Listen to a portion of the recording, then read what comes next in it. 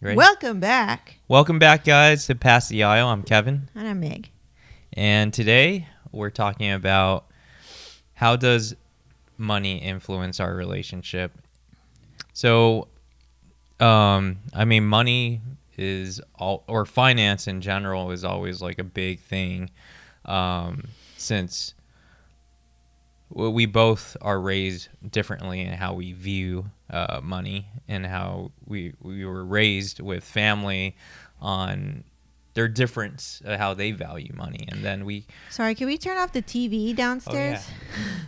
I can't really concentrate on what you're saying. All right, I'm back. Okay, cool. Thanks. All right, so I was saying how money influences us, and it can be also very it can be influenced by how we grew up, and how our parents influence us, and how they were influenced based on their lifestyle. So it's an interesting topic. Yeah. So we can kind of dive in. Yeah. Starting from the very beginning, right? Okay. What's the very beginning? Like learning about your history with money. With money. Okay. Prior to our relationship, and what changed when we were together. Yeah. Okay. And then how we value money together now. So Okay. let's start with your background. Okay. And how your parents viewed money and how that influenced you to be your own person when you start to get your own job. And Yeah. Okay. So I think with my parents, I think I probably said this before. What I learned, maybe either consciously or unconsciously, was that being rich, like the term rich, was like bad. I remember my mom would be like, "Oh, we're not rich," like this. So I would think like, oh, being rich is like unconsciously, it just teaches you a lesson, or you have a weird feeling about it. Oh, rich is bad or something like that. And I don't know if you ever experienced this because you grew up in a rich, I would say rich or wealthy like neighborhood or whatever. But if somebody was rich, like because we were coming from, I guess, a middle class, like they have it easy or something, or like even on the schoolyard, be like, oh, they're rich, like. You know, you kind of look down on them because maybe you're jealous or something. And you know how you see in the movies, like, oh, rich kid, like, you know, something like that. I did experience that, not in private school, but when you went to public. Yeah, right? When automatically I saw that when I went to public school. Even though I was not, when you're a kid, you really don't dress like you're rich. It's just, I think the way that people perceived me when I first started was like, oh, this guy has new shoes like once every month or something. Oh, okay. And then they're like, and then it started to catch on that I kept on having new, ES or DVS. Yeah. Yeah. So I see. Yeah. Yeah. Yeah. So it was something that was looked down upon. Like you weren't a cool kid. Like it wasn't cool to be rich or something like this. So, well, they were just jealous, I would say. Probably, yeah. Yeah, and they were. I don't think there was anything about being a cool kid. I mean, there was probably something about being a cool kid, but mainly when someone comments like that is because they're either jealous. I mean, I'm just explaining what I think was going down, like for you. And what I grew up with, and then so it wasn't really. We weren't surrounded by people that were wealthy for sure. So a lot of it is. Basically just mindset. So not too much like finance lessons, I'd say, were like passed on to me from my parents. And I remember when I turned 18, I remember my mom being like, okay, you got to get a credit card, you got to get a bank account, and you got to start building your credit. And I was like, oh, okay, cool. And so it was kind of like easier back in the day, and I just like was trying to follow the rules, and my mom would be like, okay, you have to balance your checkbook and stuff like that, and I would try to do that stuff, and I wasn't very good about it. Anything with numbers, I wasn't really good anyway from the very beginning. So that happened, and then I met somebody who I was building my credit and all that stuff, but took advantage of my credit. So when you're in a very like abusively an abusive relationship, emotionally abusive relationship, they tend to like wanna control everything about you. And if you're not strong enough to hold your own in this relationship, you'll just give this person everything. So basically I got in trouble by letting this person use my credit, my good credit. And I didn't realize, I was so naive. I just didn't realize. I thought this person was like very honest or cared about me or whatever. And so I was just like, yeah, I support you. I've always been like a down motherfucker. Like if I'm in a relationship, I'm down. I'm here. Like I'm committed. So, but this person, he had other intentions. So he basically just took advantage of the naivete that I had. And so was able to rack up about 20 grand in debt under my own name. I'm still very surprised that you're able to get 20,000 at being a young age. I had a really good credit score because I had been just trying to follow what my mom taught me. Yeah. And then when I got into this relationship, all of that you don't think rationally when you're. Yeah. Well, I'm still shocked that I got more than 20 grand. I got like maybe 70 or 80 grand credit line at the age of like. Well, how old was I? Maybe like 20 or something. Yeah, that's really good. I mean, that was like back in the day, you know? I don't even know. I didn't even get that. Yeah, so, I don't know. I was so, doing really good until yes, then. You were doing really good. Yeah, just you could tighten it there. Okay, so after I got out of that relationship, I was like, I felt so guilty, of course, just emotionally going through that. I was like, I have to pay penance. Mm-hmm. So I decided to punish myself as guilty people do. And I was like, okay, I'm going to work for it because I let this person do that to me. So I'm going to work to pay off this debt. And I could only do maybe like a little bit at a time because I was going to school. I was working full time also. And then commuting as well at that time. And then sooner or later, because of this relationship, I started getting collector calls. And that's around the time I met you. Mm-hmm. And I remember the American Express one that I had was the most scariest because they were the most aggressive on the collector calls. Mm-hmm. And I just really didn't know anything. I didn't know how to like Google anything or like help my own self get out of this. So a lot of things I just kind of like took and didn't tell anybody my truth or didn't seek help. And then I just felt really like I couldn't be trusted too, like emotionally because this happened. And then finally, after about a year of trying to pay it off myself, I decided to put my foot down and just be like, I'm just going to declare Chapter 7 bankruptcy because I started to research stuff. I was like, this is the only thing I can do at this point because I feel like I've paid my dues in some way. I can't continue to keep just giving like 80% of my paycheck to this debt that's not really mine. I mean, yeah, it's mine, but not really mine, right? Yeah.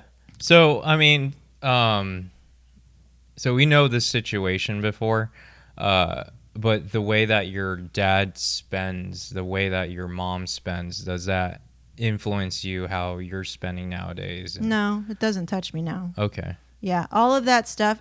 The bankruptcy is so important, I think, to kind of like know in my attitude about money because there was that. Yeah. There was like the guilt of like, oh, can I be trusted with money? And then having to deal with that. And then by the time I met you, it was like a transition of thinking about money. So here it was in the beginning where like money was like evil or not my friend. Mm-hmm. And then that became very true for me during that time, during the bankruptcy. For a while, yeah. And then I after I met you and we started to shoot together and I started to kind of like see what the entrepreneur life was about and how your mindset about money was making money was easy, and it really just stuck with me, and it really clashed with a lot of worldviews like, oh, you have to work hard for your money. Mm-hmm. Like hard, and then that could be taken in so many ways. Work for hard for your money. Like we work hard, but I would say we work smarter, and we have fun and we're passionate about it, whatever, right? So that's very different than like slaving away outside picking weeds for money. Mm-hmm. You know, you could do that too for your money, right? Yeah. So like it just changed. It started to like plant a seed. I didn't really understand fully what that really meant at that time, but I just really remembered that what you said was making money is easy. You know, like, that's a good point that you bring up, because even though you would say work smarter for your money, for some people, working smarter is harder. Yeah, harder or not smart at all. Yeah, it's not smart at all. They have not really understood what it means. But it's just way too damn, like, going the smart way. It's just way too hard for them. Too challenging for them. For example, like when I came into the company and I was like, let's work smarter, right? I was bringing all this work smart shit. But you have a very set way of how you do things. And it wasn't until I started to create forms or like talking about systemizing things to work smarter. Yeah. Right? How are we going to make editing a contract really, really easy, or making payments really, really easy? Where you were doing all that shit by hand, like freaking writing out everything like in a Word document, like everything's so slow, and only you know how to do it. Yeah. You know, it wasn't scalable. And that's a perfect like example of like, yeah, you can think you're working smart because you're like, oh, I'm smart because I'm the smart one to do it. Like me, I'm going to control and make sure everything's correct. But in the end, you're glued to your job. Nobody can do it for you. Yeah. So yeah, that's a really clear example of like, yeah, sometimes you could say you were working smarter, but you're working harder. Yeah. But it was still amazing that your brain I was so adapted to that my habitual ways of running the business. And it's crazy how much energy comes out of you. Yeah. Throughout, but you're unconscious of that energy. I think because it's yours, you know. And it's yours, but then now when you like start dividing up all these tasks, into actual jobs, it for some reason, like you said, your energy will start to go somewhere else. It's amazing. But going back to money, definitely work smarter. And know that working smarter will be challenging, but it does have its rewards, and you'll have more time to place it somewhere else where it's needed. And it's been working. It's being placed where it's needed.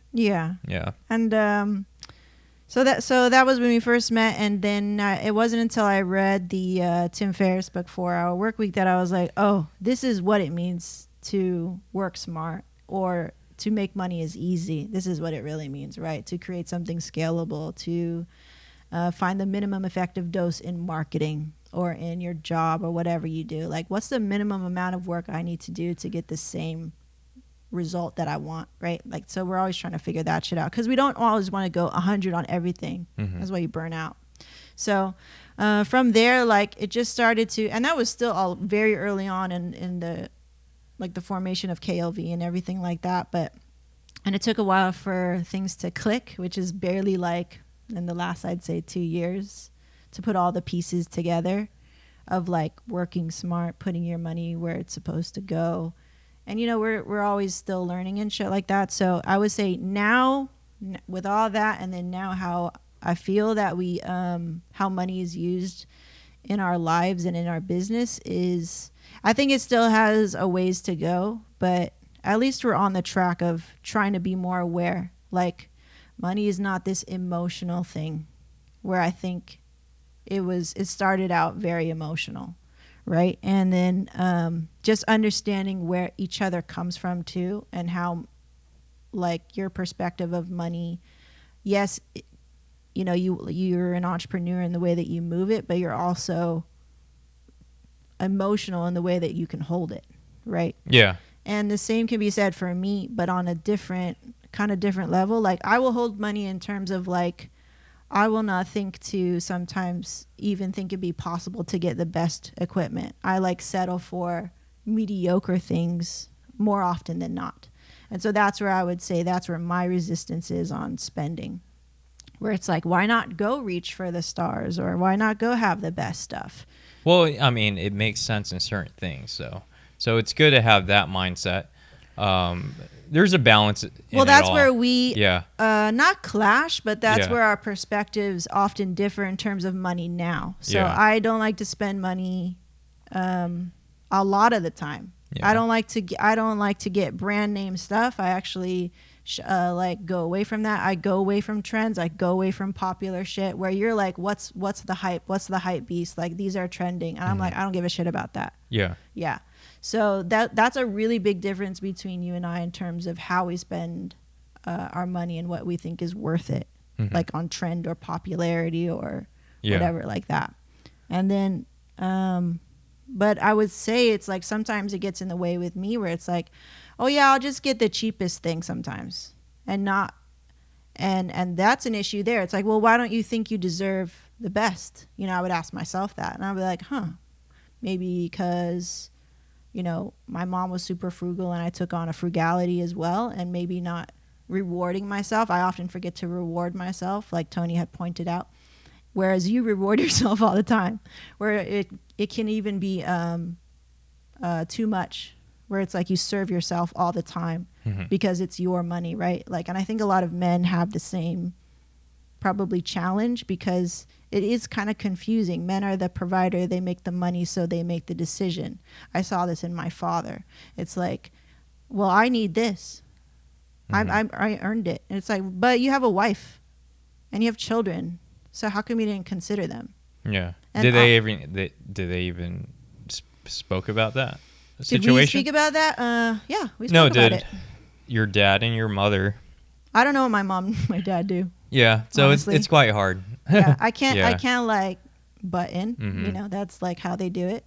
But just that one time, that one instance where it's like, how come you didn't consider your family? And then when I look at other males, okay, maybe it's not just my dad. It's like a male thing. If they are regularly the provider, this sort of, I made it, so I own all the decisions with it. And that, I think that's one of the biggest, obstacles that still is with us.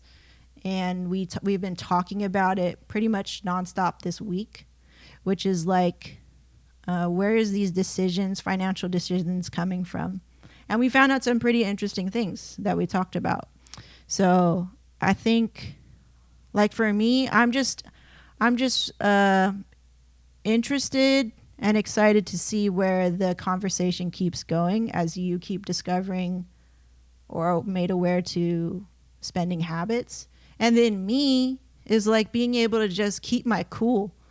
Like, I think we did a pretty good job where we could feel tensions rising, but they were squashed right away. Yeah. Or in good time, not right away, but like. Yeah. We didn't, it didn't escalate. It didn't escalate. It was more of a discussion and making sure we're on the same page about what does finance mean to us in any milestone that we're about to approach. Yeah. So, yeah, I would say we did a great job beginning of this year when we started to first initially work together and set up sort of like a budget for our business and how much marketing is going to be allocated towards photography. And I think we're doing a great job keeping track of that throughout this year. Yeah. And I think it's a great way of putting things down somewhere on a computer, on a paper, whatever, and always be accountable. It's like sort of agreeing that we agreed to this number and we're going to stick with it and we're not going to go over it because we know what's coming. You know, either it's property tax that's coming or whatever it is, right? So, but yeah, how I kind of discovered money within myself is, like you said, I do reward myself. Like probably, I kind of like to celebrate a little bit every time we like kind of we book a wedding and we go out to dinner or somewhere, you know, because it is, you know, it's we're moving every step of the way in our business. Yeah. And it feels good to kind of ride that high, or else like if you don't ride it at all, what's the fun of being in business, right? Yeah, you should take time to reward yourself for what you earned. Yeah, it's not like we sold one product, right? I mean, like, I can see how, like, if you owned Old Navy or something and you're just selling shirts every minute or whatever, right? Yeah, I can see you're not going to celebrate for every every purchase. You're probably going to celebrate every quarter if the next following quarter you like kind of doubled your income or something. Mm-hmm. Yeah. So yeah, how I perceive money is definitely getting a little different. I mean, it's still there's still some habits that needs to be changed. What are those? Sort of, I mean, like the double standards in a way that, the biggest one is, like you said, since I'm always on the floor, I'm always like working outside, right? There are times that I felt like I need to reward myself, and you would say, yeah, in your perspective, it's like rewarding yourself too much, but when it comes to you get the best shit.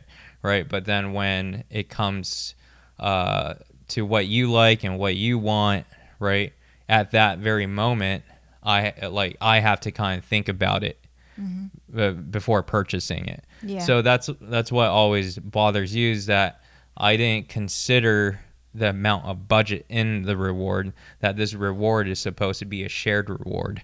So, yeah. And that's, I think, yeah, we do have shared rewards, like going out to dinner, and I think those are great.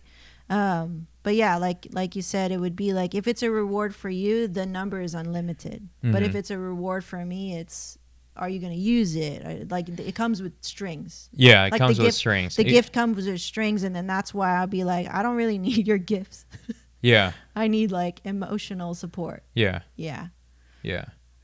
So and then that's what comes into play. But then, yeah, when it is a tool that you need. Mm-hmm. So this previous or the past few days, we've been speaking about upgrading our coffee roaster for Black City Coffee. Mm-hmm. It's always been on our minds. It's always been on my mind. Mm-hmm. Because even though you're like, hey, I'm fine with this roaster. Like initially, you're like, I'm fine with this roaster because I'm still starting out, and we just learned that it's only been 4 months. we totally thought it was like 8 months. Yeah. But anyways, it's been 4 months, and you were like, it's not picking up steam. We're not having consistent buyers. Once I reach my threshold of 100 sales, I feel like, yeah, I do deserve a new roaster. Yeah. That's what I said. I forgot that. So there's many goals that you have, and I have to kind of consider in how it kind of all ties into finance, right? But then I was always like the dreamer, and always dreaming that, oh, you can take it to the next level already, right? So I kind of filled your head that, let's upgrade. Yeah. It's totally possible. Yeah. I totally thought the roaster is going to be like $15,000 or something, and found out that's just half that price. Yeah. Right. Yeah. And I said it was doable. You're going to provide quality beans. And then along with the quality beans, you have a quality and confident mindset that you are issuing a product that you love. To me, like off the bat, this is sidetrack here. To me, off the bat, when you first said one bean, right, causes one burnt bean in your coffee, like just makes the entire coffee taste differently, right? And then that was a total turn off for me, hearing that. Yeah, I was like, holy crap, I don't believe in your product just because you told me that, right? I can't convince myself to like your product because of that. Yeah. And then knowing me, that I'm sitting behind that chair as you're roasting, and just you're like, just let me take this burnt bean out. And I'm like, oh man, all right. Yeah. I do want to provide valuable products to people. Like if we're going to sell the same amount as anyone sells in the store, it should be the same. I mean, like, but we don't really know. And we really don't know. But I've learned, I mean, you've tasted a lot of beans from different areas. Yeah. It's pretty comparable. It's pretty comparable. Okay. I'd say. But I mean, to the lay person, I would say it's comparable. It's kind of hard to, and it wouldn't stop me. That's what I'm saying. It didn't stop me. It didn't stop you. Those little but flaws. Comparing yourself as like a micro roaster to an industrial roaster, right? It's really hard to compare because industrial roaster is just they're on another level. Yeah, they're on another level. You can't really compare. And it's just like a button for them. Yeah, I can't play over there. Because they're on this level. Yeah, they already have it all set up automatic. Yeah. So, I mean, you get to see your beans like up close and you're measuring, you're still looking. You're actually doing more work than the industrial roasters. Well, we don't know that. I think they do a lot of work also. But they're just very practiced and they have equipment that can respond to their, to their their formula, right? Yeah. I don't necessarily have that. But yeah, going all the way back to this discussion about considering when it comes to rewards and shared rewards and how you always felt something that you want, right, or that you will definitely use, right, it comes with some strings. And it always feels like, okay, now I have to power through and show proof to me. I always have to show proof to you. Yeah. And that is like, I mean, we addressed it so much within this coffee stage that it's really drilled into me. And then our friends go through like similar marriage situations, so I'm able to kind of relive our conversations again when I'm talking to them. What are you learning? I'm learning, I mean, I have to kind of let it go in a way. I mean, still be smart. You have to kind of let it go? What does that mean? No, I have to let it go. Yeah. I mean, so be smart. You can still be smart, right? So be smart in planning your steps. For myself, if you give me the power of finance, like we said, like you're always the guy that looks over our bills, making sure we pay our mortgage on time and being financially stable, right? So you gave me that power. So I, now I have to kind of think, learning from our conversations in this past week is that I have to break my old habits, but learn new habits.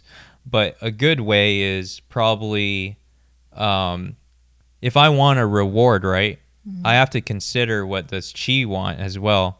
Like, I want to set an allowance for myself, right? That so before it will be like allowance of okay, you get up to spending limit of $200, right?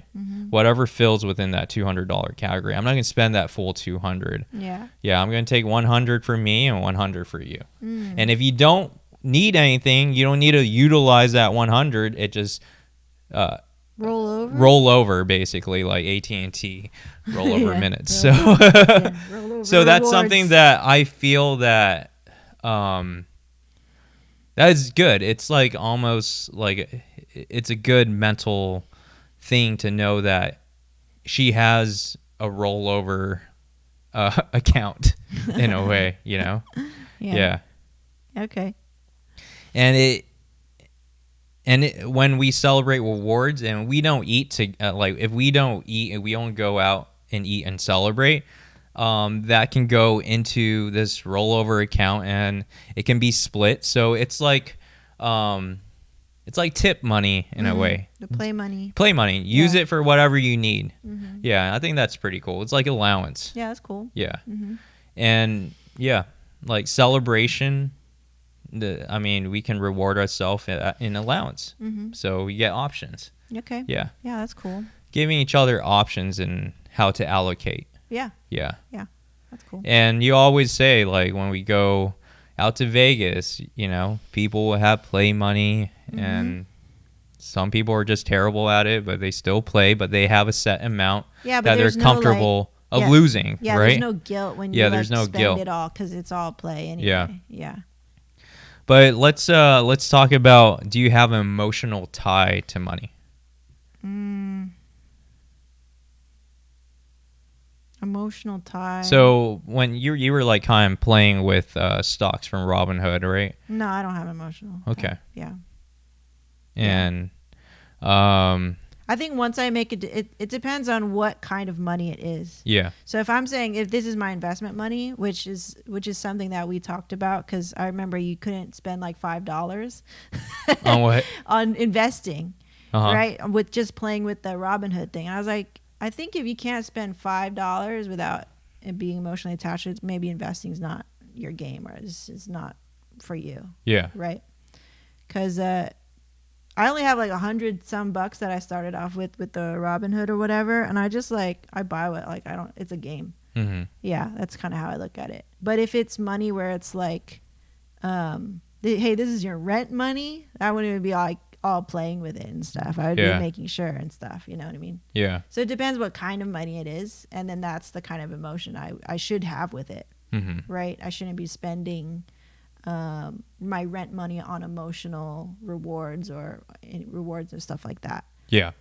But if I have said that this is my play money, I won't feel bad if I lose all of it. Mm-hmm. Yeah. I'm just like, oh, okay. Yeah.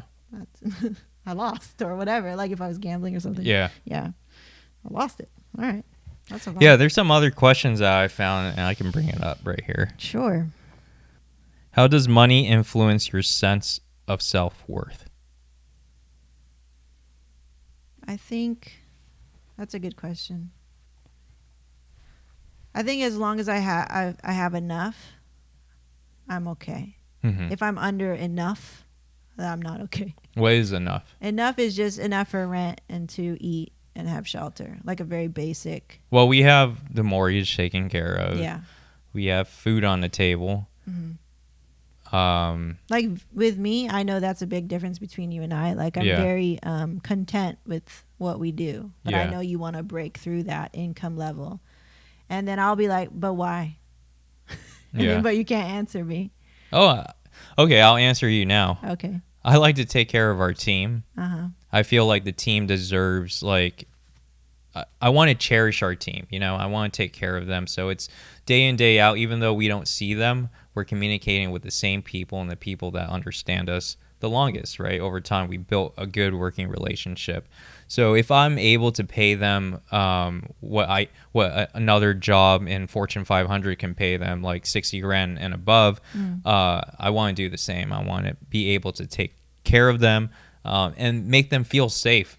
Like, yeah, you don't need to go look around. You don't need to work 2 jobs just to, shoot with me on the weekend. Yeah. I would like you to do this full time. Yeah. Yeah. If it's what you wanted. Yeah. And I see that they want it. But yeah, I felt really bad that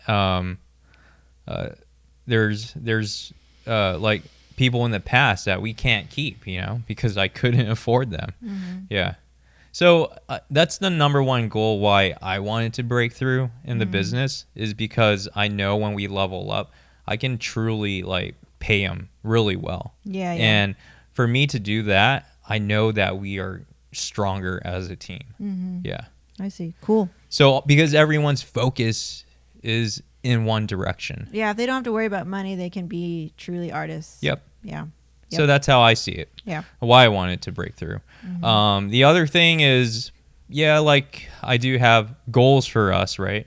Although we do have capital right now, but then always a little buffer is always great. Yeah. I mean, we do want our dream house. We know this place is getting smaller as we grow. Mm-hmm. But at one point, we need, especially to live in the state that we're living in, we need extra in order to kind of afford something bigger. So you have a number in mind of what that is? Yeah. Okay. Yeah. Cool. So, but yeah, so sense of self-worth, that's cool that you're content. But I'm always wanting the best for you as well. Like the best for you is I want to make sure that we have good healthcare coverage. Yeah. Right. Other than that, we have our 401k plan ready. More than that, let's dabble a little bit in, if we have extra income, play money, whatever, put it in Robinhood, put it in some, IRA, whatever, right? Yeah. Just spreading the portfolio. Yeah. Cool. So, but this roasting, it's I'm willing to go all out. Mm-hmm. Yeah. But then I know that. What does all that mean for you? Well, meaning that in supporting and in putting ads, like not like before it was podcasting that you were in, and remember I didn't really fully support it. I wasn't all there, right? But for the very first time in our relationship that you found something, then I was like, man, let's go. Yeah. Why are we not going all out in the KLV business? Oh, we are. This is all out. I put a lot into ads already that we can't even go even more ads into it. So all out. So we should really clarify. All out does not mean what. I don't think that means what we're doing right now. Mm-hmm. It's very like. It's not even aggressive. I wouldn't even say it's aggressive. I say it's good. I think it's current. I think it's like what everybody else should be doing at a minimum. Yeah. At a minimum, right? Like, if we look at all the other wedding photography businesses, we put out a lot of content, but in my opinion, it's like we could do more. We could for sure do more, like more video, more content. It's tiring. We would need help with it. That would be, to me, like we had some full-time staff or whatever doing social media or doing this or doing that, or trying to replicate our efforts where we're not doing it.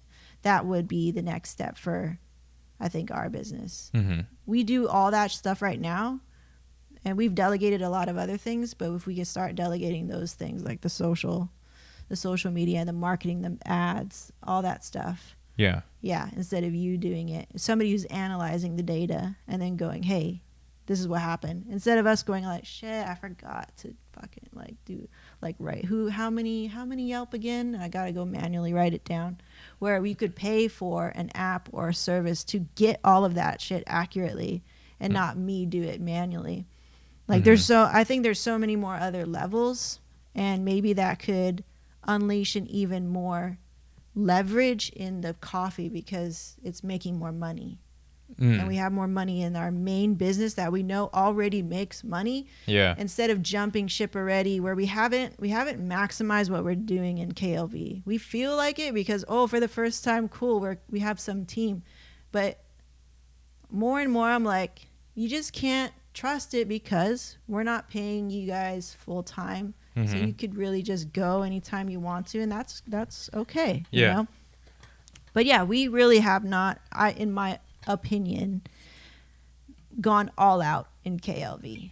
We're taking those steps, but I don't feel like it's there yet. But then also, when you say that, right? Yeah. I believe any business haven't gone all out in their own business as well, right? I know, but I would like for you to not take those outside examples and give it as an excuse as to why we're not doing shit. I would just be like, hey, this is my opinion. This is where we're at. Yeah. Fuck all that other shit. Like, okay, so what are we going to do about it? You know, I feel like there's always this excuse of like, well, they're not doing it either, so we don't have to. Mm-hmm. It's like, we would not be here if we kept doing what everybody else is doing. Of course. You know, so I want to stop bringing up that stuff. Okay. On the exterior and just be like, this is who we are. Yeah, but I still feel like we're doing more than anyone else is doing. It still sounds like an excuse to me. Yeah. Honestly. But to me, I feel like I'm like burnt out for what we're doing right now. But that's why you can't. That's the only reason why I don't really fully trust you saying, let's go all out in the coffee. You're going to get bored. You're going to get burnt out there too. Mm-hmm. So I'm calling out. Maybe I want to call out. I want to times. Call out probably I can't play all the hats. Right. Yeah. I mean, that's why I'm feeling burnt out. So that's what I'm saying. We hire, yeah. We start building out that part of the team. But then I'm also sticking to my goals as well. Like the goals that I set forward that we kind of spoke about. Which is what? That we do want to merge into a product-based business. We can do that, but we have to make sure that we have the leverage to do it. Right? Like if we need money, if we need capital, if spending on the roaster was not just let's go do it tomorrow, it was actually a real fear of yours to spend that money. That means we don't have just extra like you talked about. Mm-hmm. Right? So in order for us to get that extra, we should maximize the thing that's already making money. Yeah. It's already making money. People already trust us. So what have we not done to make more money? It's really simple. But whatever is holding you back, burnout, which is a legitimate reason not to go full out on all these other things that we could do. So you want to okay, so we have a photography business with 2 leads, and you just want to stick with just a max of me and another lead, right? Well, no, it just depends. Like I'm saying, like because originally you didn't want a big crew. No. So we are going to hit but somebody could replace you someday. Of course, yeah. Right. So we could plan for that, or even just not even talking about replacing anybody yet, because that's kind of far away. But the marketing could take off. Yeah. Yeah. The handling of the social media, the shooting of behind the scenes and editing it on a weekly basis. That would be a real crank up for us. Yeah. You know, somebody to do if they could do all the things that I'm doing right now, but do them better or faster, because now I could maybe I can help with that half. So to split the work that I do in half, right? Mm-hmm. I did that for you. We split the work in half, but let's split it again. Let's see how much we could grow again. Yeah. Right? Like I don't do all of your job now. I do some of it. But what if now I took that now, so now I have this plate. Now cool, let's split the plate again and let's see what we could do with that. Yeah. Right? We were talking about having somebody help me with my tasks so that maybe I could be better at this. Yeah, but I mean, I didn't know what happened. I thought you were going to ask Emily. Well, we went a roundabout way of doing it, and again, during that time when we were talking about that, I follow your lead about the money thing. How much are we going to pay this person? Oh, we don't have the budget for that. Okay. No, I think we agreed that I was willing to pay that certain amount. Mm-hmm. Yeah. Well, I don't know. But then it just never fell through with that person. I wrote everything out, and I said, I think maybe you were busy or something, mm-hmm. and it doesn't go anywhere. Well, I mean, I was always open to it. Okay, cool. Yeah. I thought that was the first step. So was to have someone under your wing. Right. Yeah. So this is a good example. Like if jumping into coffee when we haven't really when we're not really good about keeping meetings or good about following up on things, or if you were open to it or wanted to really do it, you would probably bring it up. Mm-hmm. I kind of sometimes take in those signals when you don't bring something up or when you're not following up with something, because when something's important to you, you follow up like fucking crazy. I'm mm-hmm. like, I got it. Yeah. You follow up. When you don't follow up, I kind of take the hint that you don't want to follow through, because I'm usually right. Mm-hmm. Right. Oh, let's not do that right now. That's not the time right now or something. Cool. So once I start to learn that, it's like an artificial intelligence. Like you made this decision 5 times. Yeah. You're probably going to make the same decision on the 6th time. That's kind of how I am with you. Yeah. And that's how it's kind of been, right? You take the lead, and then I like kind of learn, and I will predict what I think you're going to say or do.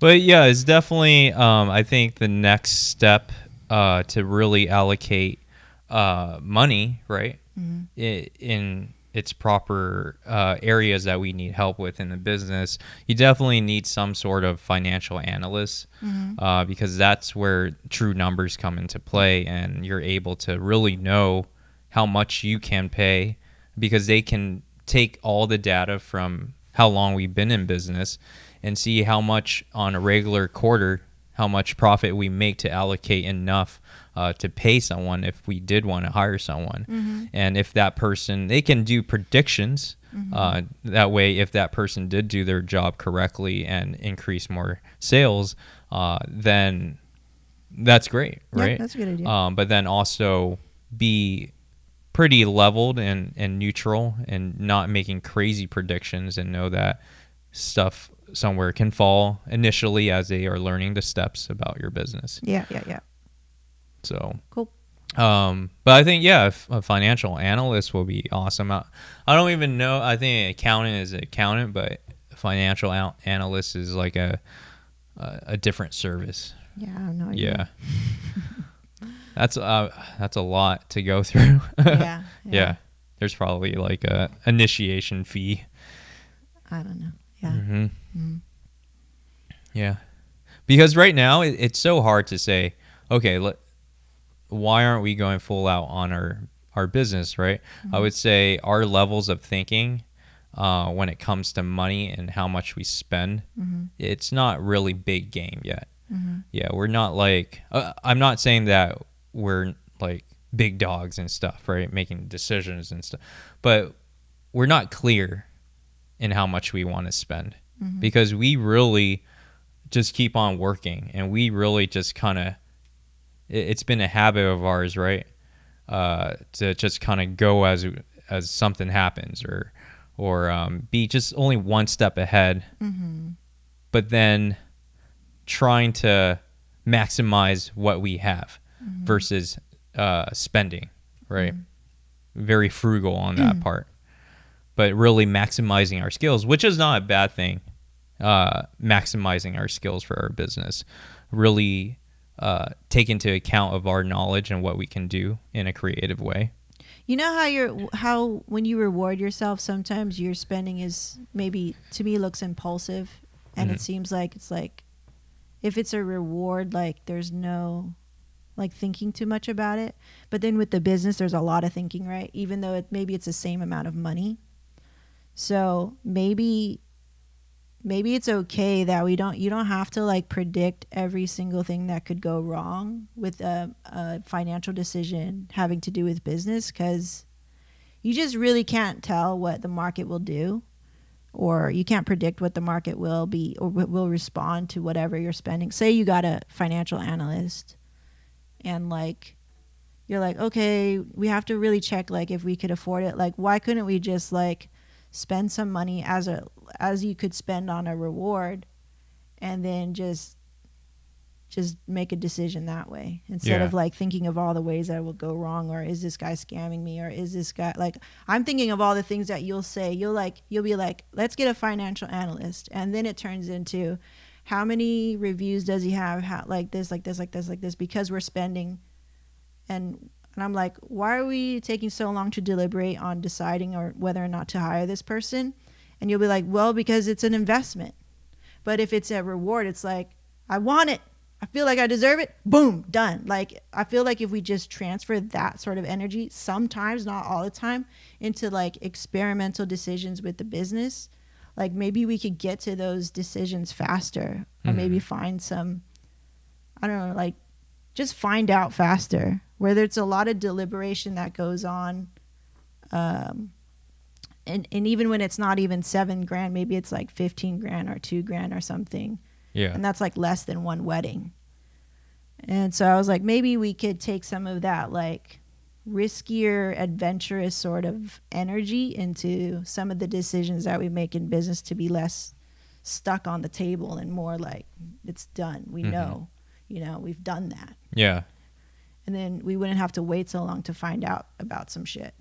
Yeah. Yeah. Yeah, that's a good way. It's just like a transferring, like, this is also a reward from my business. Yeah. I think I have to visually see it, so I will write it down. Yeah. Of the things that maybe like, oh, okay. This is just for you. Yeah, catching myself in the moment of the things I like, right? And then, oh, okay, so if this thing costs this much, I could have taken half of that into the business or something like that, right? Yeah. It doesn't always have to be, but like I feel like you will fight with yourself in terms of making money decisions in your business. It's like, or even rewards too. You're like, do I deserve it or whatever? Like sometimes I feel like it's too much deliberation. Like, let's just try it. Let's go for it. Or if you feel like you deserve it, like go. Yeah. Yeah. There shouldn't be this thing like always like, you don't deserve it. Because then I think it kind of flows into everything else. You start questioning, and then maybe you don't get to like have fun. Like making the decision is now so stressful. Yeah. Where this, like the roaster, like, oh, it was so exciting, and now it turned into this, like how many huge ass discussions that were really good, but it turned into, it did really challenge you and everything. Where I was like, maybe it doesn't have to be this hard, It was a good eye opener for us to just be like, okay, we should just be clear and have clear metrics as to what it takes to earn it, for us to earn it, right? And instead of just like, do we earn it, or when do we get it, or like just being so unclear about it. Yeah. But at this stage, I yeah, I totally agree about the metric part, and yeah, just setting yourself some parameters and make sure you, you know, I mean, for both of us to, we have different habits for sure, and just being more aware of it, and yeah, being for myself to prevent the double standards within finance. I have to be more aware and more considerate in turning that into allowances for both of us. Can you say I will? Huh? Instead of I have to, it just sounds like you're scolding yourself. Just say I will. Yeah, I will. Yeah. I will stop I feel like it'll be a better turnkey in your brain. Yeah. And I noticed that in your pattern of speech, and it does help, like when you say it in the way that is not demeaning or berating or punishing yourself, like I have to, it's like you're failing all the time. It's like unconscious that it's an unconscious you use that punishment. word. Yeah. And I'm like, you don't have to. It's either you will or you won't. Well, I do see a lot of people saying that to themselves as well. Again, talking about all these other people, I don't give a shit. And you shouldn't either. Yeah. It's about you, and just be like, I'm going to. Yeah. I'm going to. Yeah. From now on, I'm going to. Yeah. Yeah. It's weird. Like I'm saying it too, and I'm like, it's a different energy. Because I'm thinking about, I'm going to what? Like, what? What are you going to do? Yeah. Like your body gets ready to make that change. If you're like, I have to. If it's already like you didn't do it, or you're not going to ever. Yeah. It's like a failing sort of energy. I see. Yeah. I would see that in other people, like my mom. I'd be like, I would hear sometimes this pattern of speech, like, I have to be better. It's like, oh, it's different than I'm going to be better. Yeah. I'm going to. It's done, right? Like you made the decision. So it's like a different sort of energy that you bring when you're making decisions. And like, I didn't know that. It was very unconscious, the way that you speak, the way that I could speak that way too. Yeah. Like I have to be better. I should have done, like this very defeating energy. And then when I said, I'm still having a problem with how I hear it from you. And I was analyzing myself, like, why do I have a problem with it? Because here you are trying. I see you trying to make the changes and stuff. And I was like, oh, I think it's because it doesn't sound like it's real. So how did you catch yourself? I just paying attention to my feelings. When we were talking downstairs, you were like, I have to do this and that. And I was still feeling like I don't believe you. When you're telling me all this, I have to be better, or I have to do this, or I have to change. I'm like, why don't I believe you? No, but when did you catch yourself in even knowing the transformation of these words? No, in that moment. Just in that moment. Oh, okay. And then I was kind of like, I don't know what to do with this feeling. And then finally when like I sat down and then we were talking some more, and you kind of got, it's over here, kind of got like defensive, and I was like, I wonder why. Like it's not working what we're trying to do right now. Yeah. So then I was like, oh, it's because I feel like he's not committed. And I talked to Anne, and she's like, it's about when we try to change behavior, it's called ACT, acceptance, and commitment therapy, how you change behavior, which is really difficult. And then I said, oh, I think it's because I'm not hearing the commitment in what he's saying. So then I said, could you say I statements? That's what I said to you. I was like, could you be like, and you were like, I don't know. What's the fucking difference, right? Like that's how you were coming at me. Yeah. And I was like, well, here's the difference. If I say it like this, I have not committed anything. I haven't taken responsibility for the change that I'm going to make, right? But when you say, I am going to change, or I am going to be better, or I'm going to not place a double standard on you, instead of, here's the difference. I'm not going to place a double standard on you about money. And then the other way is, I have to try to not place a double standard. Yeah. Weak see. In terms of what it's doing in your brain, and how if you habitually do that and it's unconscious, then you're habitually continuing to do that because you haven't changed the energy in your mind. You haven't really decided. So I was like, I think that's what it is. So I just tried it. And then the moment when I tried to, I was basically feeding you the words. And that was, I got really like at my breaking point there, but then I let it go. I had that moment of like, I'm getting angry. And I'm like, I can't get angry because we won't progress. Mm-hmm. So I was like, psh, like, shh, like diffuse. And then I give you the words, and I say it's okay to give him the words because he doesn't know the words. Yeah. Right? I have to tell myself that, like, it's okay, don't get angry. Just you're teaching at this point, and be okay with it, like accept it. Instead of before I'd be resisting trying to teach you.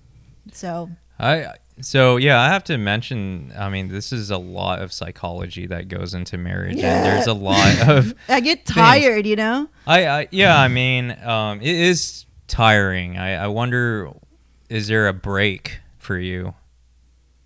I don't know. I think the reward is greater than being tired. Yeah. Yeah. Otherwise, again, like I told you downstairs, I wouldn't be here fucking trying to do this shit if I didn't love you. You know what I mean? If I don't love you, I will leave. Yeah.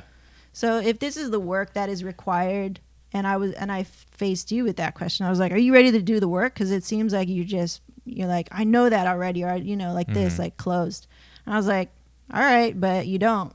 Yeah. Because I'm still angry. You're angry. I could clearly see you're angry or whatever. You're not really feeling what's going on here. So it feels a lot of it's still, you know, it's very foreign still to change behavior. Of course, it's going to have its challenging points. Mm-hmm. It's going to be challenging, to break your old habits, because like you said, once you break your old habits, you're just growing, and growing is pain.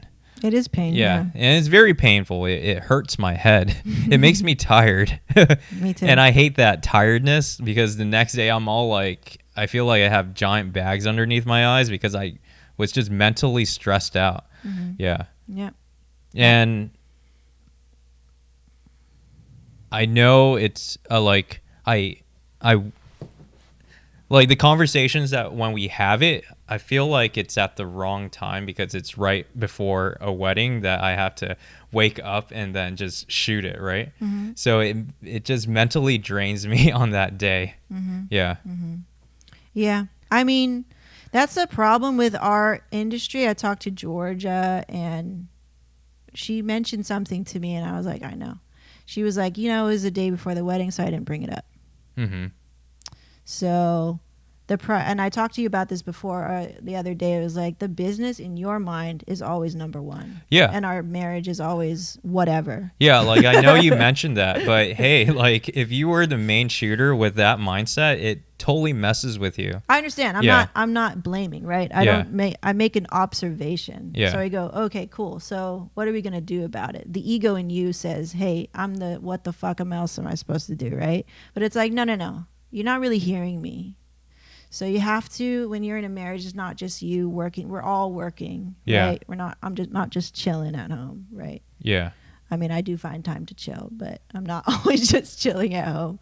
And so, like, if you could also understand, like you said, it's mentally draining, right, for you. But you didn't even think about how mentally draining it's been for me to try to teach you and to lead every time. Yeah. To be patient with you every time, or to go, oh, he's raised this way. Yeah. Like, to forgive, right? To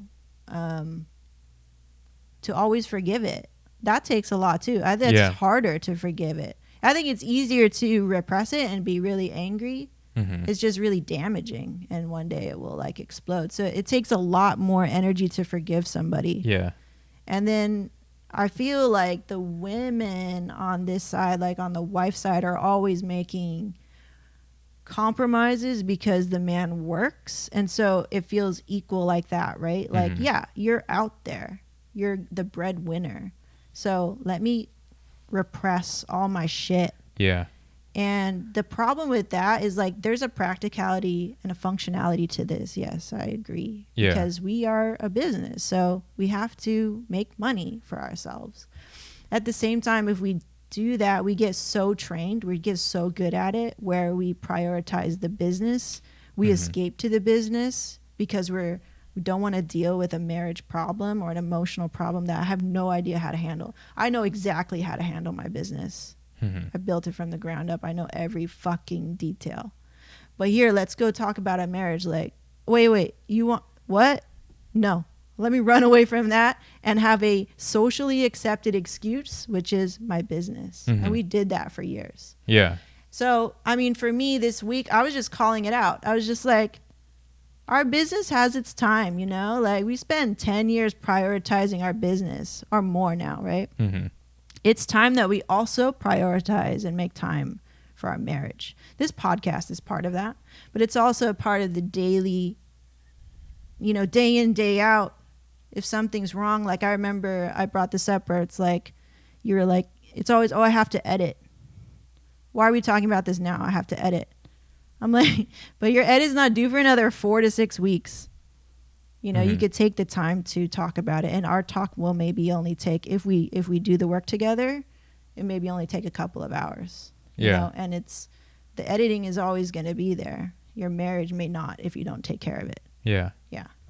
Yeah. So, also, this is not about finance anymore. So it has transformed to something else. Well, it stemmed from it, you know, like how we, our perspectives about money, and they always kind of like came to head, like how we make decisions and stuff. Cause you're always motivated by, I got to make money. That's why the business is so important. Right. Yeah. And I'm like, yes, I get that. I understand. Yes. And then I'm okay with it for some time. Like, okay, I'm not even going to bring all this up. You know? I mean, it is different because we're both a husband and wife team in one business. We don't have anything else other than this one, which is good. Yeah. Yeah. It's even more communication involved, more emotional needed. Yeah, more emotional needed communication. Yeah. It's different. Yep. So, yeah,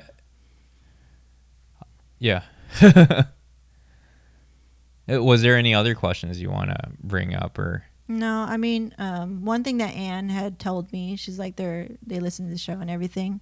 We don't hear enough from you. and I said, yeah. And I wanted to address it. And I was like, I just didn't know how to address it. I was telling her. And I felt like, I always feel like I'm talking too much. But at the same time, I'm like, well, this is my time. I should talk and I shouldn't feel limited. But I should also encourage my husband to also tell me what he's feeling. Yeah. Right. So, but it's also asking the right questions and getting it out of me, which is, and that's the thing that's mentally exhausting for me too. Yeah. It's like trying to speak your language is really hard, or trying to uncover or your layers, patience. You know? Like I'm down, but then I also get lost. I'm like, I don't know what else. Yeah. Like I don't have any other tools or any other. But then that's what buddies are for. Tricks, I mean, I do speak to Tony, and he, like you said, he also speaks your language in a way that he asks me questions that I never even thought of, and then it just gets it out of me. And yeah. Is there? I don't have any other things. Yeah. You know, it's like, what else could I say? Like, I'm still developing that skill of like, how do I ask the right questions and stuff? Yeah. And then I will feel how I feel about that is like, sometimes I get angry because it's like, why do I have to be the one to always ask? Like, I'm already leading. I will feel like in a scarcity mindset, like I don't have enough, or I don't have enough patience for you, or I don't have enough teaching for you. And I have to close parts of myself to you because I have to give so much energy during this time where I'm trying to teach, or trying to lead, or trying to ask the right question, or trying to talk to you in a way that you would understand and not be like, take it offensively. Well, I mean, we also have different personalities. Yeah. I observe a lot. And I think my observation on the scale is very high. And in most conversations too, when people come over, I'm like, I'm just there listening. Yeah. So I think in myself, it doesn't take much to say stuff. Like I don't splurge like in a bunch of, I don't know. My conversations aren't that long. Yeah. Well, they do become long when you do have something on your mind and you finally get the opportunity to verbalize it. But maybe a specific one when it's like brought upon me, it's like it's not even in my mind. Yeah. So it doesn't come out in like it probably comes out in increments elsewhere. So how did you feel about like all these talks that we've been having? Do you feel changed at all, or is it helping you? It's bringing awareness, yeah. Mm-hmm. So it has to be put into action. How are you? Okay, here's a good one. What are your metrics of success and how you're changing for the better? So, when often like I said earlier, when our friends are dealing with situations, right, and it resembles like it's not a marriage for that person, mm-hmm. or some of our friends are not even married, mm-hmm. But coming to me like and bringing up similar situations, I kind of noticed that we already went through that, mm-hmm. and it kind of revalidates that, okay, this is what I changed from when I dealt with this situation. Mm-hmm. Yeah. And it helped me to realize, seeing examples from a real life perspective, and then it just validates that, oh, it's ingrained in me now. Mm-hmm. Yeah. What is ingrained? Like just that new habit. Oh, okay. Yeah. Okay. I can't pinpoint that situation because it's every situation is different. Mm-hmm. Yeah. It just comes up, and when it does come up, you just know what to do the right way. Uh-huh. Yeah. Yeah. Okay. Like, okay, for example, we had a conversation. His person like attacked him. Mm-hmm. Right? Mm-hmm.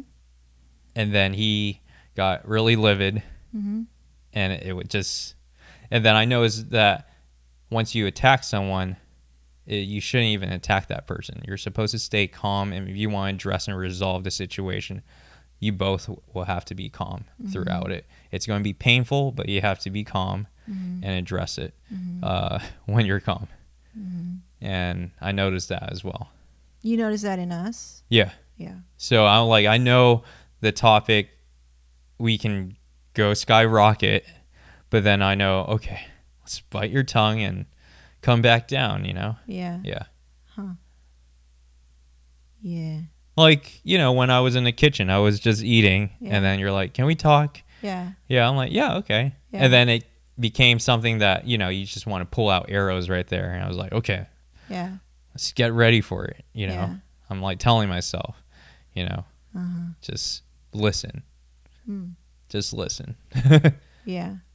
Did you feel like, because you were definitely getting on the defense, and like I totally was there before, where it's like I would feel like, I told Tony, every conversation with you is battle. Mm-hmm. And like when we talk, it's like I'm ready to go to battle. Mm-hmm. Like that's how I would feel. And he pointed that out. I didn't even know I was using those words. Yeah. He's like, why are you going to battle?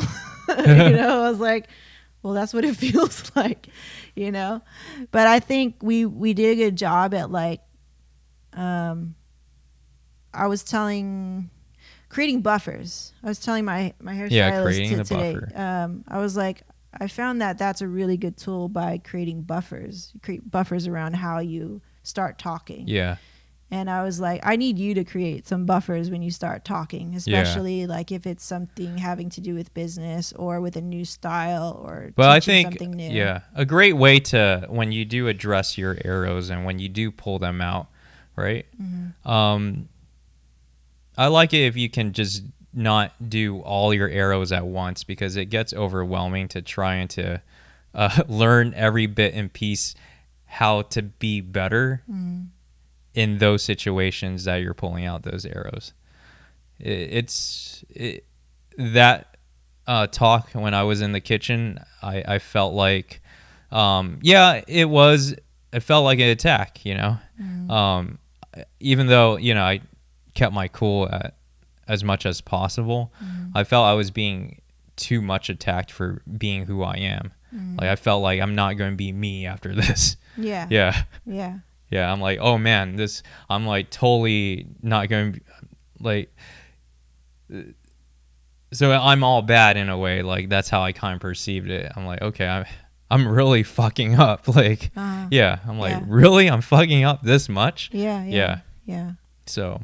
Well, it did feel that way. Mm-hmm. And I think like. So I'm like there's no such thing as being perfect for you, right? But I'm not good enough for you. I see. Yeah. I think, and the same way with me in terms of business. It always feels like that for sure. And so I think, and I was telling you, like I could have held my tongue, but I've been holding my tongue for a really long time. And it's like and then on my perspective, it's like, when can I tell you? When am I ever going to be able to tell you? Because in your perspective, it's always your way. And that's another reason why I was like, no, I have to tell you. It's always your way.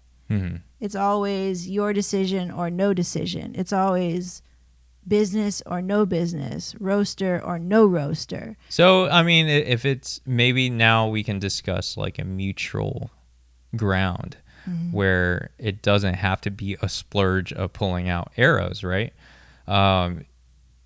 Because a person like you telling me all that, right? And you're going to tell, did you learn anything? What are you going to do now, right? Did you remember all those arrows? Yeah. Hell no. But that's how you that's how you talk to me. Yeah. You're like, what did you learn? Yeah. So is it a game now that you have to do the same thing? No, to but me, I think I'm trying to speak your language. Yeah. If that's how you talk to me, then maybe I go, well, if he's not learning it and I still feel really shitty. Yeah. And I've been trying to say it in different ways, like hinting to you the answer. And now I'm just like, I think I just have to tell you how I think I want to be talked to. Yeah. Instead of hinting at it, because I've been hinting for a long time. And like, I was like, I'm just going to tell you, because like, if I can't ask for what I want, then I'm not going to get what I want. Yeah. So I'm just going to tell you. And I feel like in communication in a marriage, like as you grow older together, as you've been in this marriage longer together, you get very specific about the partner that you're with. You start to, we start to notice things in each other even more, right? But yeah, I feel like you should allow each other to breathe and be themselves, you know? Yeah, for sure. Yeah. Or else you're like, what the heck am I going to become? You know? Do I have control over my own soul to be a person that I can be, comfortably in front of you? And there must be a balance. Yeah. I feel the same way. It's like, how much do I have to give up, or like how much do I have to keep compromising? So things that I'm doing irritates you more than it irritates me. Yeah, that's what I'm noticing. Yeah. Well, you're really good at repressing. So it's there. I mean, I hear it in your voice right now. It's just that's why I say we haven't heard much from you. It's because you're not allowing yourself to voice it. Yeah. And you think that you're like, I don't have anything wrong. There's tons. But you're not allowing yourself, you're not giving yourself permission to say all the things that you actually really want to say. Because maybe you think, I might think lowly, or somebody's judging you or whatever, you know, the fact that it's being recorded and all this stuff. But like, you are safe to be you. Yeah. And I don't want to feel like, oh, because you're not telling me your truth, that I can't tell you my truth. Yeah. Yeah. So that's how it feels downstairs, where it's like, well, I'd never say anything. But it's like, yeah, but that's your choice. I'm choosing to say something because I want to fix it. And I want to do the work. Yeah. And what I just keep hearing is like, you're not willing to do the work. Not fully. You're doing some of the work. But you saying that I attacked you down there, or it seemed like an attack. It's like there was so many times where I was just like, I just want to talk to you. I know you have to edit, but it's not due tomorrow. Yeah. Why can't we spend the time? Like, it doesn't make sense. The fact that you want to shut down and say like, I'm not going to be me. Like, it's this extreme fear of losing this scarcity mindset of like, just because I'm addressing things in our marriage that I've been holding my tongue about for 10 years or so, or whatever it is, who cares? Like, your wife just wants to talk to you and fix it. Yeah. I think when you tell me, why do you have to pull out all your arrows right now? It's kind of like hurtful. Like, why do you have to try to like want to fix everything right now? Because I want to fix it, you know? You fixing or working together on our marriage shouldn't mean that you're losing you. It should actually mean that you're becoming a better you. I'm not trying to destroy you. I'm trying to encourage you to make us better. Mm-hmm.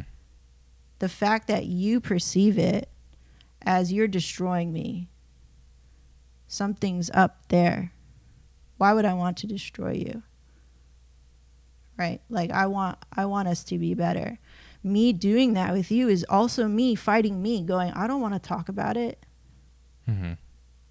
I've been really good at holding my tongue for 10 years. Should I really bring it up right now? He has to edit. He has a wedding tomorrow. 20 years later, am I going to say that still? Yeah. And then are you still going to say, why are you bringing this up now? I have shit to do tomorrow. I have to roast coffee tomorrow. There's always something. Mm-hmm. It's not about you not being good enough. It's just like, are we ever going to do the work together? And not because like you told me to, because I want to be better. That's it. Mm-hmm. And then I think, because I know what you're feeling. I feel the same way. But on my side, it's like, why do I have to keep bringing it up? Why do I have to be the one always fighting for us? And then trying to convince you to fight for us. And then the only reason you listen is then I'm mad and I don't want to talk to you. Then you're like, let's fix it. Mm-hmm. Right? That's true. Yeah. So I'm also being really patient and being really holding my tongue and really like, you know, like it's like that meme where there's two people, one's on the ledge and he's being crushed by a boulder, and then the other one is being on the over the ledge and they're being bit by a snake. It's like you're both damaged, you're both hurt. Know that, have compassion for each other, mm-hmm. and just work on your shit together. Instead of being like, you want me to change? Fuck you. It's like, no, I just like, this is what's wrong. Mm-hmm. And like, we could be better. Yeah. Period. Not, oh, but they're dealing with it too, so we're socially acceptably okay. Mm-hmm. I don't give a fuck. Yeah. Like, this is what we are dealing with. So let's fix it. Yeah. A, B. Like, no fucking A, C squared or some shit. Like, all these other branches is like, here's the issue. All right. Okay, cool. Here's the answer. Or here's how we try to fix it. Sweet. Move on. Mm-hmm. But there's these behaviors that pop up, and that's why I go, okay, cool. Like, so this is where that behavior comes from. Let's shine a light on it. And then let's try to, like, let's move past it. Like, let's go. Let's pull out the arrow. Yeah. Surgically pull out that arrow. Just like, let's get so good at it that when the arrow goes in, it like barely even goes in and we can just rip it right out. No problem. I see. Instead of right now, it feels very taxing because it's new. So, of course, it's like, and you pull out the arrow and it's like, oh, God, it's painful. More painful. Like, just fucking leave it there. That's where you are right now. You're like, changing is like when you're pulling out the arrow, it's like, dude, you're pulling it out so fucking slow. It fucking hurts even more. That's what you're going through right now, is this sort of transformational pain. It's like you said, oh, you're destroying me. Like, yeah, in a way where this old selfish self of you is dying. Yeah. And it feels like the ego is like, oh, fuck, get out of here. You know, fuck you. You want me to change? Fuck you. Like, it shouldn't be saying that. Uh-huh. If somebody who's in love, somebody who loves me would be like, thank you for helping me. Yeah. Thank you for trying. Thank you for trying every way you know how. That's what somebody with love would say. But with fear or with ego, they're like, you're trying to change me. You're taking away everything. Why would I do that? Mm-hmm. Honestly. Yeah. I'll just leave. Yeah. I won't waste my time. I'll just leave. right? But I'm not doing that. So your crocodile brain is being threatened, and the ego is being threatened because it's dying. Yeah, it is dying. This old you is dying, and that's why it feels painful. And I get that. I had to go through that. I had to not care about me. I had to care about you, actually, in order for me to get here. Mm-hmm. Oh, wow, what a revelation. But honestly, it was very hard. Yeah, I mean, to think of somebody else. Yeah, to dissect my behaviors, yeah. To think of somebody else so much and be like, well, I want to be with this person. Mm-hmm. So I need to be quiet right now. And what do you need?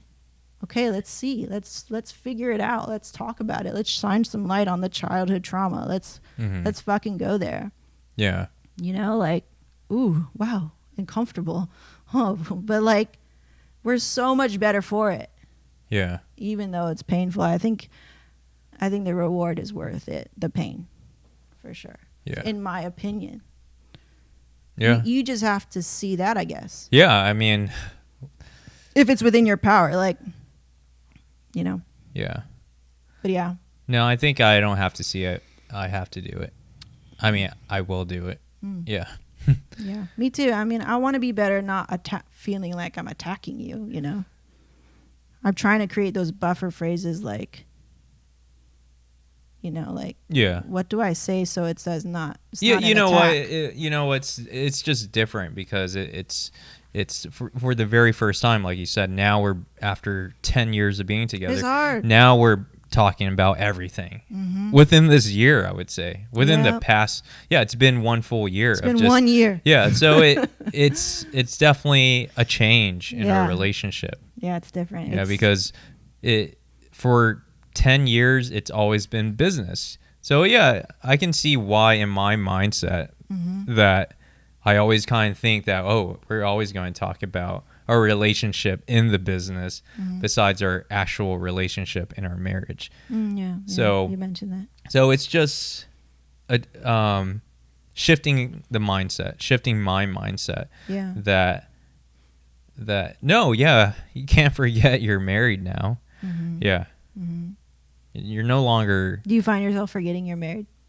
No, I'm married. I don't forget that I'm not married. I'm just saying why you say that like that. Yeah. It's just saying it, you know? Like, I don't think what I just say it. Yeah. You know? Like, just for example or something. Yeah. There's no, like, hidden meaning of, like, I forgot that we're married. I'm just trying to say that we've been going through many transitions from college to just dating to getting engaged and marriage, right? So there were so many steps within our relationship, but then it's always been about the business. So that strong ass habit of just breaking through and now thinking about us as just couples and just speaking about being in a relationship. It's been ignored, like you said. It's been ignored, and our conversations before was nothing about working on our relationship, really. Well, we didn't really know how to do it. Yeah, like just kind of thinking back, it was never anything about our relationship and how to address it and how to fix it. We felt like fixing was fixing it. No, it requires more work than just saying one day it's done, it's fixed, and let's go. No, it's always going to be there. Yeah. So, but no, I get you, and I'm thankful that you went through all these obstacles to really dive in deep into books that you've read to bring it here on our show and to be able to communicate it with me. And it takes a lot of power to get here and to address it within our lifestyle. Yeah. I know there's no one else would do that, you know? That's the easy part. The hard part is when you're in applying it. You're in the heat of the moment and you have to remember all the things. Yeah. You're like, Yeah, you have to remember all the stuff. Yeah, you have became like we both at the end of this marriage, right? Like when we're freaking old and living happy and all that, right? Mm-hmm. Like you have became like a relationship expert. Just with us. Yeah, with us. Yeah. Well, we should be relationship experts within our own relationship. Yeah. That's pretty, spot on. Because who's going to understand our relationship more? Only us, really. I mean, truly. Yeah. We know all the things, right? Yeah. There's nobody else that knows all the things. So, yeah, we should be experts in our own relationship, and it shouldn't just be me. I'm happy to take the lead. Just the way that you've taken the lead in our business. Cool. Mm-hmm. But there'll be ways that, I mean, you were the one who actually took the first lead in saying, just talk to me, right? Yeah. Well, so it started from that. Yeah. Really. So we're going to have to take lead at different times whenever, but the point is that we're on the same team. Mm-hmm. We have the same goal. We're not trying to compete with each other. We're just trying to, if something's wrong, it's like, let's shine a light on it. That's how I see it. That's how I can remain calm. That's like a little tool. It's like, I'm not attacking and I'm not blaming, but I'm shining a light. That's what I would tell myself. That way I don't have an attacking tone, or I don't encourage my own anger or my own temper. That can be really quick. It's like, I'm just shining a light on it so that we could see it for what it is. Like how you see things, I think is a really good way to like kind of like intercept your crocodile brain that can be defensive or hurt first. And it's made it a lot easier too. Like, and I just learned this week because we just had so many back-to-back conversations, right, that were like pretty discovering. And then I just kind of like put it to the test to keep my emotions in check. And it's like, yeah, we're just shining lights on things, So maybe how you could perceive when we go to these conversations to check yourself is like maybe have a saying like that or something in your head, we're like I'm about to step into a world where I have to let go of the ego, and this is our time to speak and work on our relationship. Maybe something shorter. No, but I'm just saying along those lines, right? Yeah. Where it's not about I'm going to battle. Yeah. Because I definitely have experienced that with you for the majority of our relationship. I'm going into battle. He's going to take something from me. Yeah. And that was a damaging way of looking at you, because I would always think you're going to attack me also. Yeah. And I'm going to lose something at the end of this, and I'm going to be not happy after this. Yeah. But I was the one that made that true. I had the power to always change that. Once I started to believe in you. So it's just positivity of just reminding when we're going to have a talk, a discussion. It's always going to be good. That it's going to improve our relationship. Yeah. Yeah. Yeah. It could be uncomfortable, but it's like it has to be kind of done. It's almost like an affirmation in a way. Sure. Yeah. That's my affirmation. I'm like, when we're about to go into a conversation, I'm like, oh, we're going to shine a light on it. That's all. I don't have to be scared of it. We're just shining a light on things. Yeah. And we'll just go from there. Like, it's a lot less pressure on myself as well. Like, do I have to, just like a week ago, before last week or this week, I was like, what do I have to teach this time? Right? I was saying that to myself. It was very negative. And so I was super closed. So I'm kind of like retraining my brain to say, I'm shining a light on it. It's okay. You're not going to lose something at the end of this. And you're not going to battle. Yeah, you're not going to battle. Mm-hmm. I'm going to take 1 drop of CBD and listen and be calm. Okay. Yeah. So. Well, yeah, that's great advice, though. it's just working for me. Just to be, well, yeah, like I haven't heard that until now. Mm-hmm. So every conversation that you brought up, I would tell myself I'm going to battle with myself here. Yeah. I've been there. Yeah. Like, I've definitely been there. It's not like I've never experienced that. So yeah. I have compassion for it. I understand where you're coming from. And at the same time, but it's cool that that I finally hear these words coming from you, that this is what I remind myself before speaking to my husband. So yeah. But see, I feel it's cool because like I wouldn't have known that you were struggling with, well, how do I say what I really want to say? Mm-hmm. Sometimes you talk circles around me and it's like I didn't even get to think about what I want to say. So once I was like, I think I'm talking too much, I need to hear what she's saying. And I need to listen even more. I need to really hear what's underneath. I'm fine.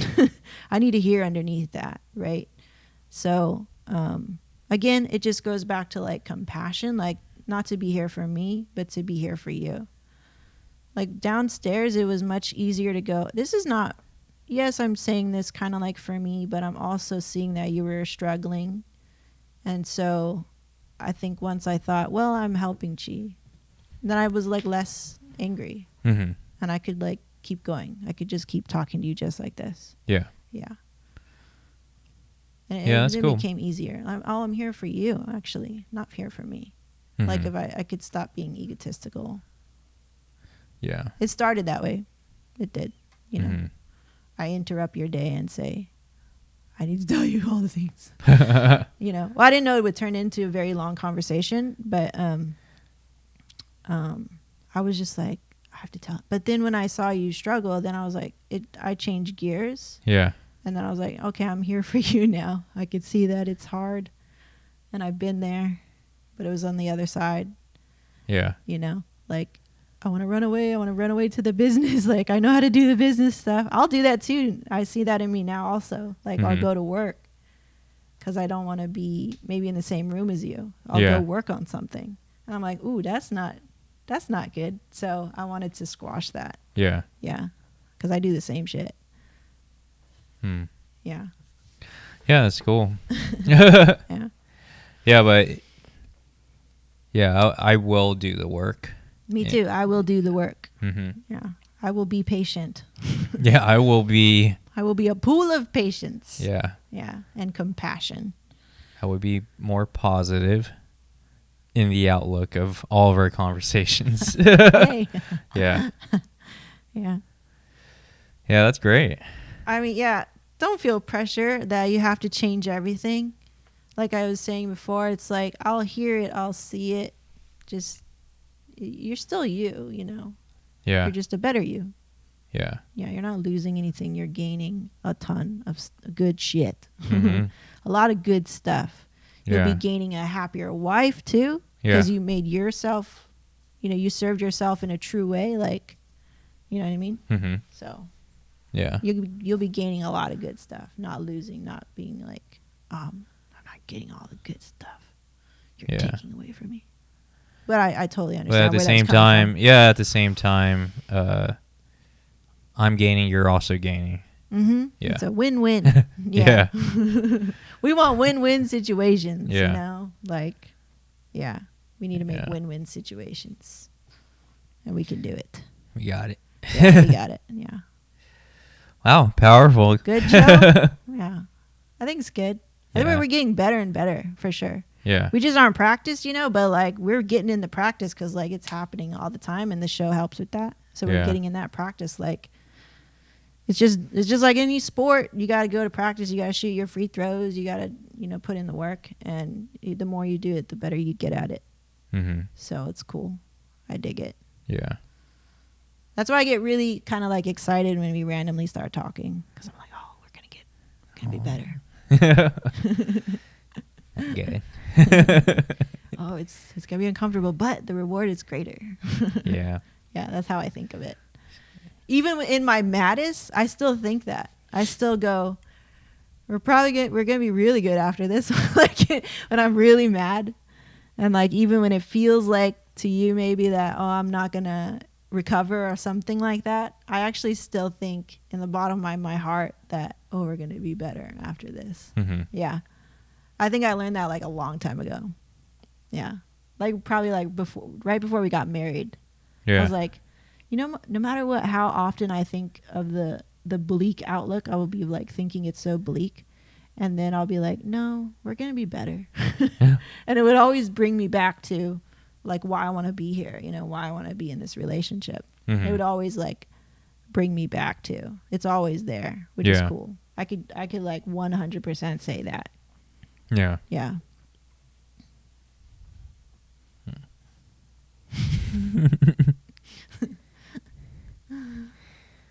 Yeah.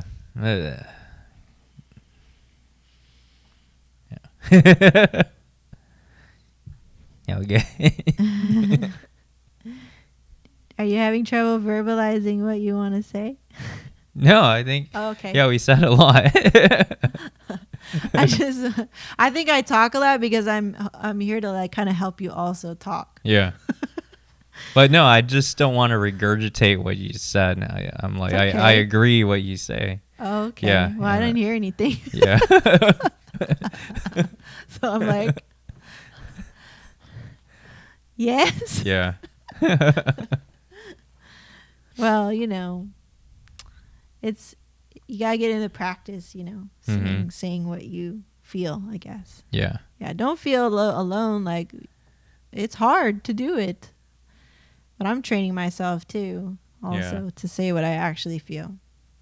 I don't want to be just holding it in or lying. Mm-hmm. Yeah. Saying what I really feel. Yeah. It's a new step for both of us. I'm like, I'm saying it. That's how it feels. It's like you're in a minefield. And I'm like, I just said it. And I feel like I'm on a mine. It's cool. That's what I would feel like. And I'm like, I don't know. I feel like when I want to say something, it doesn't come out the way I want to say it. That's okay. Yeah. You know what? That's why you buffer. So maybe have the buffer words. Yeah. I was just talking to my hairstylist. She's like, I want to talk to my mom. What do I even say? I was like, you can start like this, buffer it, right? Yeah. So I just try to give her example because this is what I do with you. Yeah. Or what I would do with you if I didn't know what to say. I'd be like, gee, I want to talk to you and maybe I'm emotional or not or whatever, right? But I don't know how to say it. Okay. Like that would be your response. Like, okay, like it's scaring me.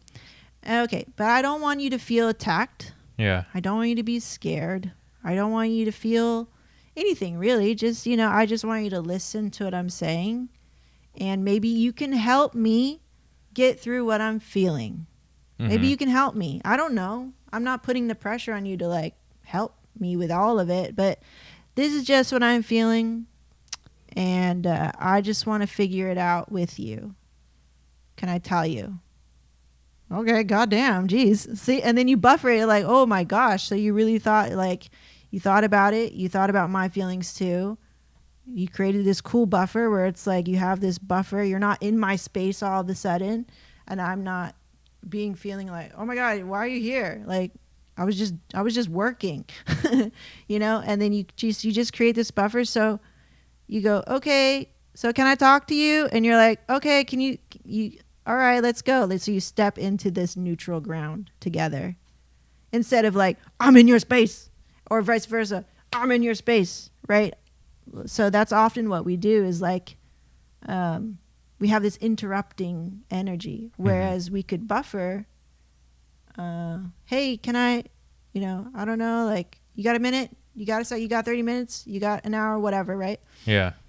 Oh, yeah, okay. You know, so you have this buffer and then you can step into that neutral zone together instead of coming into each other's space. And so like often I would feel like you're coming into my space and then I would be like, well, this is how it is. I'll come into your space. Yeah. Right. And you're like, what is this? Why you bring this up right now? It's like, well, I don't know when else to bring it up.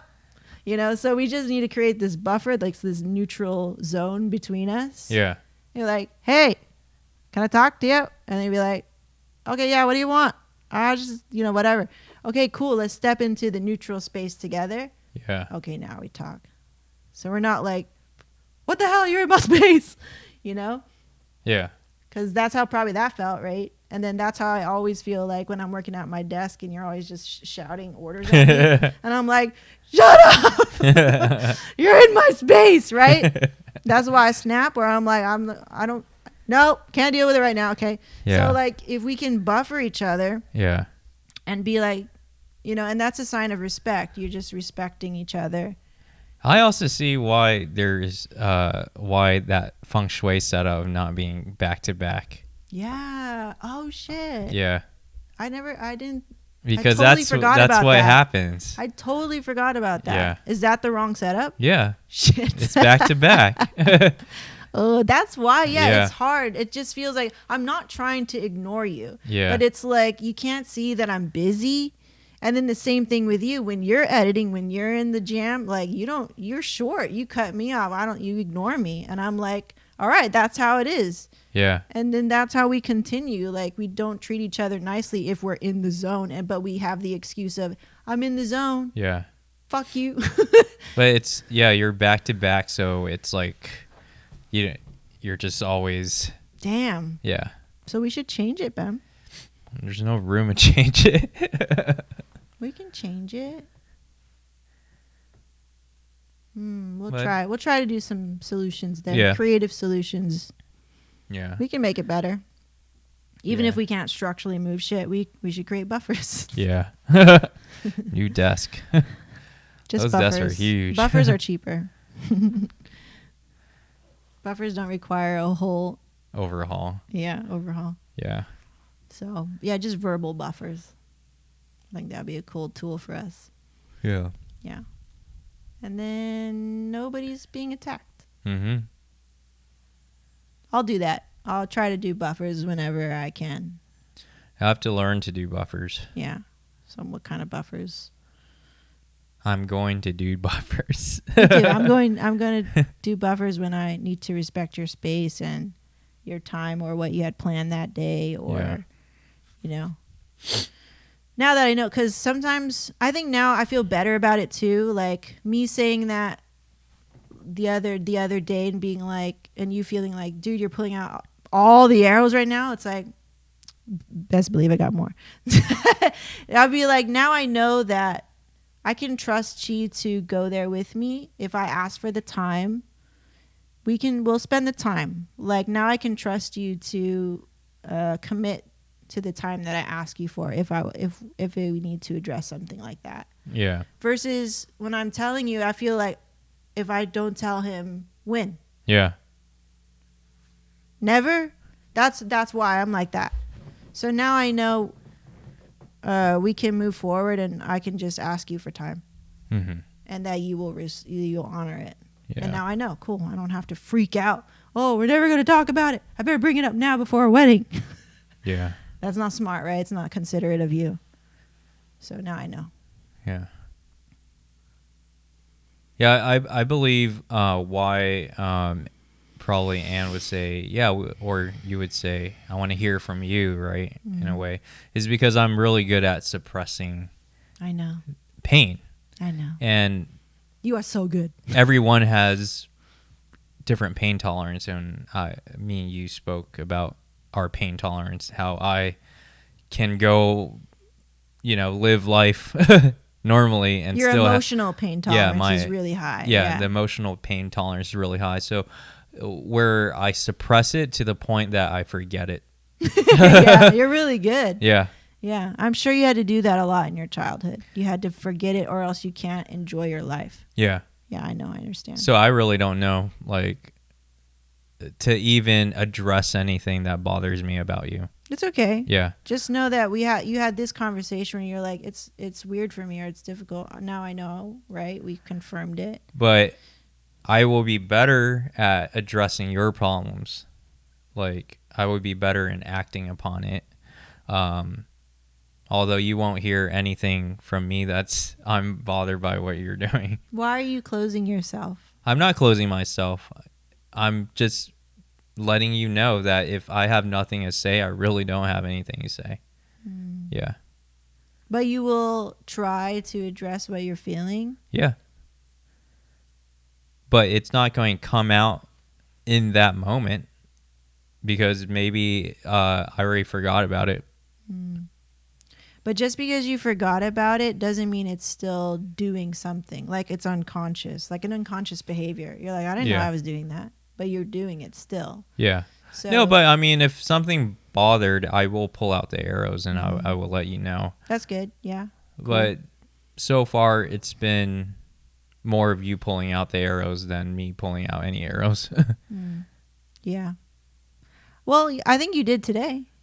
You know, you were like, oh, you felt like you were attacking me, right? Mm-hmm. Or I'm not gonna be me. Yeah. Yeah. You like really were honest in that moment. I was like, cool. Let's hear it. Okay. You know, like I was like, oh, that's pulling out arrow. This is different. You know, it was different. Yeah. So I think so because you're now really telling me, and it took a little bit, but you went there. It's like you had the permission, so now you could tell me. My eyes twitching. Now you could tell me what you really feel. Mm-hmm. But I didn't hear it until now, right? So I think that was an arrow that you pulled for yourself, and that was cool. See. That's cool. And now I can really address. Oh, okay. So I'm not going to try to attack you anymore, and I'm going to try to buffer. So I just made a committed action because I heard what you're saying. I hear the pain that you're saying right there, right? So that's all I want from each other. It's like I hear you. Okay, I'm going to do this now. Cool. Yeah. That's it. It doesn't have to be so more than that, you know. Yeah. It's just a simple, we're different, so let's make room for each other and change for each other. Mm-hmm. Yeah. Thank you. Thank you. Cool. Okay, are we good? Yeah, good. Okay. Thanks for tuning in to Pass the Aisle. We will be back next week. Yep. Check us out. iTunes and stuff. Yeah. Okay, bye. Bye.